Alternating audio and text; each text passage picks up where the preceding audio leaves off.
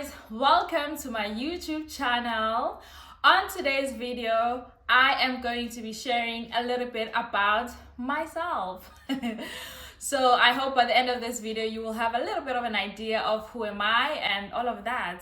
But before we get to that point, I would like to ask that you subscribe, you share, you comment, and you like this video. So with me here, I have my notebook and I'm going to be checking it out from time to time just to make sure that I am sticking to the things that I hope you would be interested to know about a person that you do not know or possibly have an idea of who am I. So yeah, first things first, my name is Bongiwe Nkambule. I am from a small town called KwaHlabisa, in the north of KZN. That's where I am from. I grew up there. I did my primary school there. I did my high school there, and then I moved to Durban when I was furthering my studies with UKZN.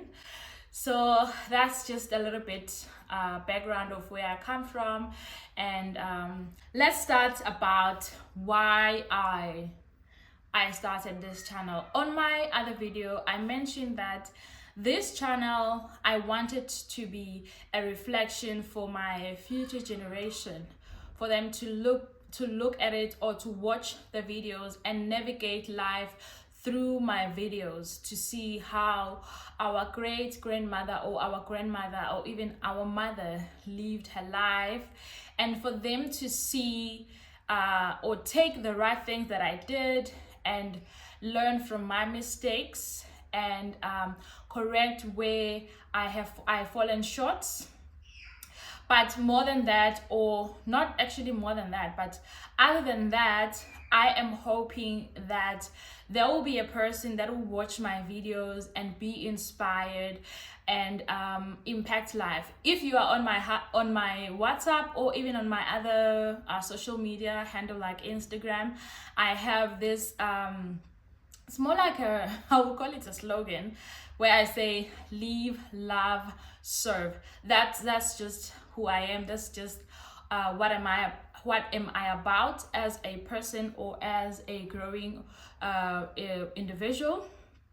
So the kind of content that you would probably see on my channel would be about navigating life as a young professional or as a young woman or as a girl child. I mean, people would look at me and see the goodness of the Lord in my life and be empowered and believe again, and also work on their own lives also. So positive impact and serving people in a way that glorifies the Lord. So the goals for this channel, I am hoping obviously to grow a community of individuals that feel like home, that feel like family, or that's the goal that I have. That's the kind of community that I would like to create on this YouTube channel, and maybe beyond that. There's a lot of things I'm hoping that I would unpack as an individual, and also sharing my own experiences, personal interest. Okay, in terms of hobbies, I don't really have hobbies, if I may put it like that, because it was not a popular thing or a popular term when I grew up. We just did what we could at that time to create some fun, play, and I didn't actually find it as hobbies as such, or I don't know, maybe I don't understand what hobbies are. But I don't have hobbies. I do have things that I like, but I don't know if they qualify as hobbies or not. For example, I like going out with my friends, experiencing new things. I love the time that I get to spend with my friends. So I don't know if that qualifies as a hobby, but I don't think so, because I'm not into gaming. I'm not into sports as well, because I'm very competitive. So yeah, I avoid things that will break my heart, like honestly. One of my favorite things is watching Nollywood movies. I actually love Nollywood. I love it so much, and I love the fact that I've been around for a very long time, in such a way that I've seen the growth from when it was very loud to when it has started to become like your Netflix content. So I really love that. And I even have favorite channels. I even know that on certain days, certain channels will post videos or rather movies. So I love Nollywood. I think that's one thing that I actually love. Yeah, that's one of my favorite things to watch. My personality. Well, I'm not really an introvert or an extrovert. I think I'm a bit of both. So if I don't know a person or if I'm not familiar with the space, I become an introvert. But once I get used to the space, to the people, or to the person, then voila, I'm an extrovert. So basically, I'm a bit of both. It depends on where I am and how familiar I am with that place, because I like to observe people or spaces before I put myself out there. So that also helps me in a way to not be like out of place and all of that. It helps me maintain my composure. And something that I'm passionate about, that I don't know how to tap into it, is the young people, like the teenagers to be specific, because I'm still young. But the teenagers, I am so passionate about being that big sister to the young girls that are between the ages of 13 and 19, or even maybe 20 up until 21, because at that age there are certain things that where you feel like if you had a big sister, or if you had someone you can share certain things with, that they would understand without you feeling some type of way. Because with your parents you can be close. Well, I don't have that kind of experience of having a close relationship with my parents where I can share like my dating experience or what have you. But I am passionate about the teenagers, just to nurture them, just to sort of make them feel that you're not the only person that is going through that, because there's a lot of life changes that happen at that stage that you don't even know what to do or how to go about doing it. And most of the time that is where you start feeling like you know better. That's my most favorite part about teenagers. They think they know so much, and when you just look at them, you're like, oh, I felt the same way when I was your age. I thought I knew better, but no, I didn't.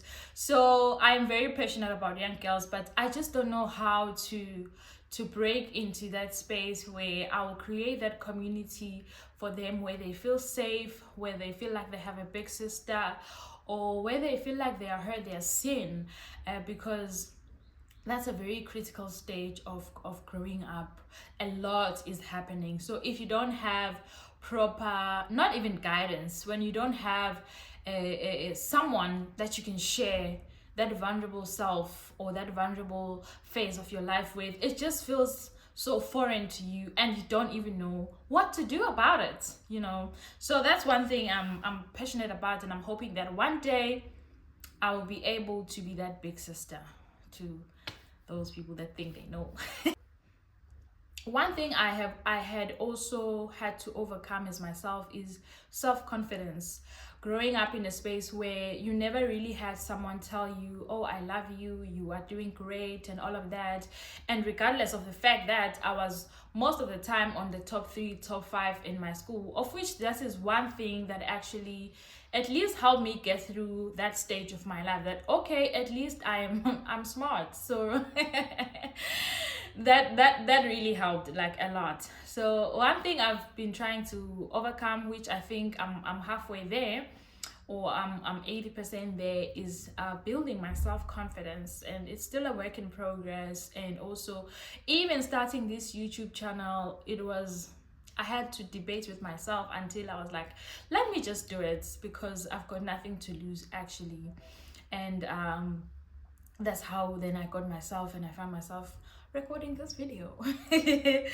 So I'm still working on that. And then there's a couple of other things that I see patterns on when I just look back at my life and how I've been making certain decisions in my 20s, my early 20s, because in my late 20s, at least there was life there. And being a born again Christian, it helps, because you know now that you have a father, you have Jesus Christ, and life is better now. Like, you don't have to deal with these things on your own. So that really helped. But in the years before that, it was not easy. It was not. So yeah. Okay, enough about the serious stuff now. Fun icebreakers. 3 things I can't live without. Okay, this will sound a bit serious, but I can't live without Jesus. Yeah, I can't live without Jesus. And I can't live without a community. I do not want to live in an island. I do not want to be an island. That's just not for me. No, I can't live without a community. And then number 3 is my family. Yes, I can't live without my family. Well, maybe I can, but that's not what I want. So yeah, it's quite an interesting family as well. And then if I could go live anywhere, it would be, okay, I'll speak like a true South African now. I feel like I'm living in the best place in the world. So, but I do want to explore and experience the world, obviously. But to be quite honest, I think I'm comfortable here. Obviously, I would like to get a certain things or achieve a certain things in my life to live fully comfortable. But South Africa is where I want to be, like, honestly. But there are other countries that I would like to live for, but not for a long time or not permanently. Countries like your Switzerland. And then one country that I love because of the culture and, you know, just how they portray themselves is the UK. I really love how people, they even like the way, the posture and everything, the culture, and from the stuff that we see on TV. I think I like it. It also has that Zulu element because I'm Zulu, so it's like, you know, royalty. Yes, that's the word I was looking for. I like the royalty and how everything is just according to a certain standard and all of that. And I think if we were to share a fun fact about me, like I feel like I like old things, like things that happened in the olden days, more than how we are looking at things now. And when I become a parent, I think I'm going to be a strict parent. I do not want to lie. Sorry to my kids, but yeah. One unpopular opinion. Okay, let's start with the biggest pet peeve. A pet peeve doesn't have to be, it has to be a pet. Okay, yeah, because pet. But anyway, one thing that feels like a pet peeve, I'm not sure if it's a pet peeve, but you see when there's tiny little holes, I get chicken skin. I get chicken skin. So that's a pet peeve for me. If it doesn't qualify as a pet peeve, we are qualifying it today, right here, right now. And then one unpopular opinion I have, well, this one is popular, yeah. But I believe that everyone should accept Christ as their Lord and Savior. And to be quite honest, I feel like you've got nothing to lose. You've got nothing to lose. So yeah, if it's not a popular opinion, then I don't know. Yeah. Something on my bucket list. This one it can either be a long term or medium term. Is to travel the world with my husband when I get married. that's on my bucket list. I would love to travel the world with my husband, and then when we have kids, and then we take our kids along. But sometimes you can just leave them at home with their grandparents, and then enjoy ourselves. Okay, we have come to the end of this video for today. Please share your comment. You can share one fun fact about you. I would love to get to know people that are watching my channel, and I would love to engage with you.